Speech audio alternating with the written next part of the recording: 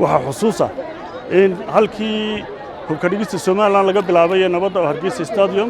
Suldaan Maxamed Suldaan Faarax oo ka bilaabay aynu maanta ugu dabaaldegayno aqoonsigii qaranka Soomaaliland uu helay aad baad maasantay dhabaal waa maalin taariikhiya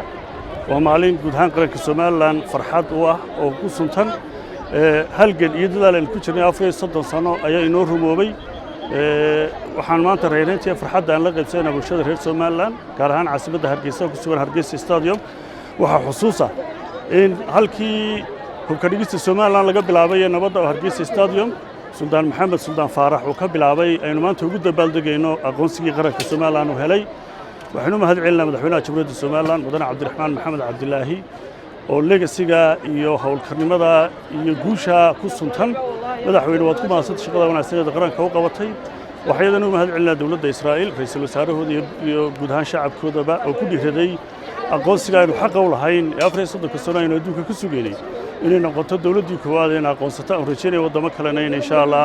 ay ku xigi doonaan reer Soomaaliland guulayni badan sugeynay bay noo soo hoyatay hareeraha aynu ka taagnaano qaranka aynu ilaashano waajibkeena saaran waxa weeye in qof walba mas'uulka uu iska dhigo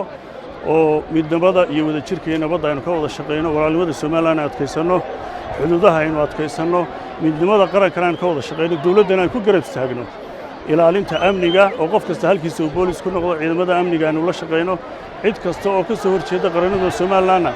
amniga iyo ciidanka aynu gacanta ka gelino oo aynu xogtiisa siino aad baan mahadsantahay farxad gaar ah baan dareemayaa in Ilaahay ugu sameeyay maanta in qarankii oo la ictiraafay aan goobjoog ka noqdo anigoo ka mid ah mas'uuliyiintii qaranka ee bulshada u adeegayay Soomaaliland guul iyo gobonimo aan u rajaynaya insha Allah baldayow badan ma ka soo horjeeda aqoonsiga Soomaaliland iyaga fariinta u diraysaa maxay walada waxa la Soomaaliland way socotay xidigahay maraysaa wadaaluun bay ka qaadayaan iyo ceebe wax aliya waxay maanta Soomaaliland ka sameyn karayaan ma jirto aqoonsigeenu raadinayna waan helay waan ku faraadeynaa guushana waan u adkaysanaynaa reer Soomaaliland gudaha